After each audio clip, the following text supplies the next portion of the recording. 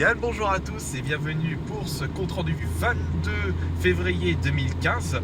Et nous allons faire un vide-grenier en compagnie de PokéCollectFR. Salut. Salut. Donc j'espère que je vais au moins trouver un petit truc pour aujourd'hui. Parce que si vous vous souvenez bien, la semaine dernière, c'était la que dalle.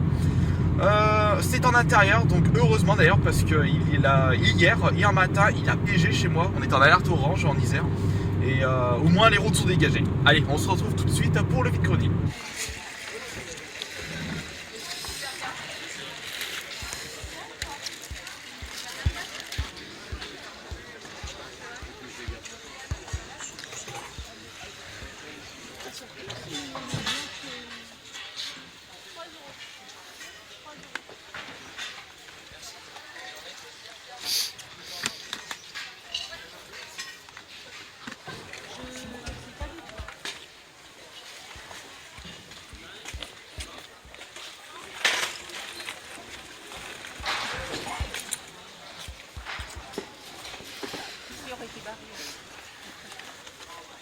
Ah, on va bien rigoler un petit peu.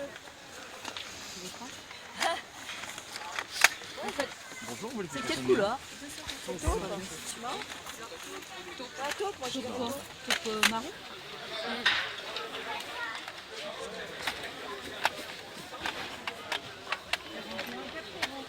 Je sais pas. Vous me les mettre de côté. Bonjour. Bonjour.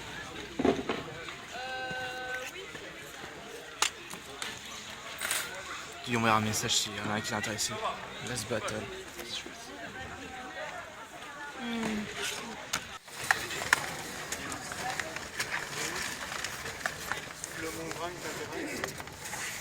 Téléphone, t'en as?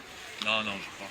N95, toi qui vas. Attends, il arrive. Ouais, je Ah, te je crois que Il va arriver là, 2 secondes. c'est à John ici? Je suis là, ouais.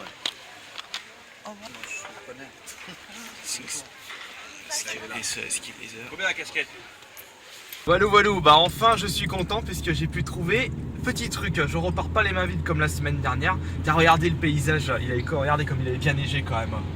Enfin là ils ont bien déneigé, heureusement d'ailleurs parce que j'aurais pas pu aller au vide-grenier autrement. Donc on va se retrouver tout à l'heure pour la présentation de ce que j'ai trouvé aujourd'hui même, ce matin même je veux dire. Allez, on va chercher les croissants. Et on se retrouve à la maison pour vous montrer tout ce que j'ai trouvé aujourd'hui même. Eh bien, il y a quand même des petits trucs, comme je disais dans la voiture, je suis assez heureux de ce deuxième compte rendu vide-grenier de cette année. Et le premier où j'achète des trucs. Alors la première chose, vous l'avez vu ce stand. Hop, regardez, les jeux Mega Drive. Bon, c'est vrai que les prix c'était limite prix internet. Et même s'il y en avait certains qui m'intéressaient comme Virtua Fighter 2, mais le problème à 15 €, j'aurais bien voulu qu'il soit nickel chrome, mais il manquait la notice et il était un peu abîmé sur le côté. J'ai dit ah c'est dommage. Donc le gars était sympa, il m'a fait 12 € ces deux jeux Mega Drive qui se nomment Last Battle et Terminator. Last Battle, je pensais que c'était un Street of Rage un peu, mais ça me fait penser un peu à Shinobi, et d'après le vendeur c'est vrai qu'il ressemble un peu à Ken le survivant. C'est ce qu'il me disait. C'est vrai, il a pas tout à fait tort. Enfin voilà, donc ça fera deux jeux de puce pour ma collection Mega Drive. Après 12 €, je trouve que ça reste convenable pour des jeux Mega Drive en vide-grenier. C'est pour ça qu'au final je les ai pris. Nous continuons avec un jeu DS. Vous l'avez vu celui-là aussi, le Rayman DS. Il n'y a pas de notice, mais au final, j'ai pu l'avoir pour 3 €. Si je ne me trompe pas, si je m'abuse, oui, c'est bien ce qui me semblait, c'est le premier Rayman sorti pour la Nintendo DS, sorti en 2005. Putain, franchement, il a 10 ans déjà le jeu. Ouf, comme ça passe vite le temps. J'ai trouvé également ceci, c'est en fait plein de paires de chaussettes. J'en avais plus, il y en a certains qui étaient trouvés, j'ai dû les foutre à la poubelle. Après, c'est vrai que si vous voyez des stands où ils vendent 1 € la paire de chaussettes, non, c'était 1 € la paire de chaussettes espèces, et je crois que c'était 1,50 € les 3 paires, j'en ai profité pour en prendre.